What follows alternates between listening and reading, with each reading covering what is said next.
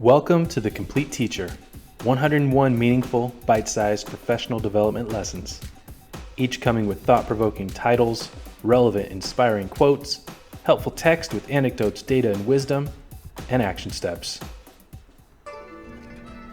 Lesson 38. Someone is thinking critically. Is it your students? I cannot teach anyone anything. I can only make them think, said Socrates. I once observed an 8th grade lesson in which the teacher showed an electoral college map for the state of California. With the nation's highest population, California has many districts, and he pointed out the clump of small districts near the Los Angeles and Bay areas, contrasting them with the larger districts in the Sierra Nevada range and northern reaches of the state.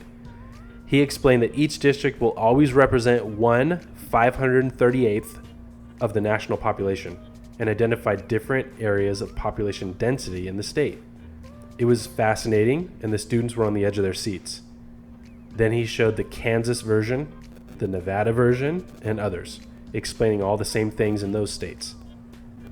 The kids grew more and more disinterested as they realized he was going to do the critical thinking for them. A golden opportunity to foster critical thinking was squandered. Whether it is the confluence of causes and effects, solving multi-step computations, explaining how you came to an answer, or tackling a cross-curricular breakout box, teaching and learning is often about thinking critically.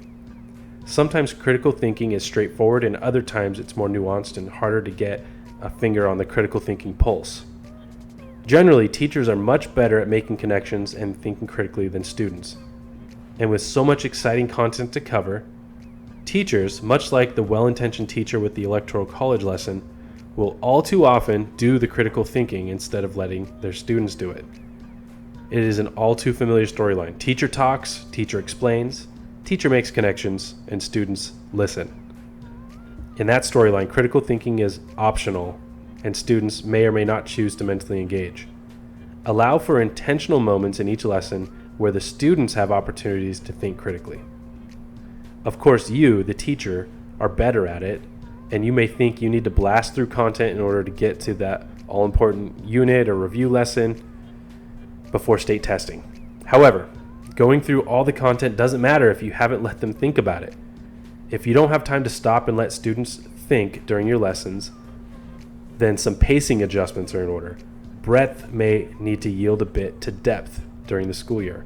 After all, much content with no depth doesn't bode well, whereas some content where students think deeply will better prepare them to perform on assessments and in real life. Action steps. Recall a recent lesson in which you did much of the talking or critical thinking. With the Electoral college lesson as a model, what are some ways you could allow for your students to do the talking or critical thinking instead? Need a copy of all the Complete Teacher lessons on slides? Looking for an e-reader or physical copy of the Complete Teacher? Want to browse thousands of other top-rated engaging resources? Check out the links below.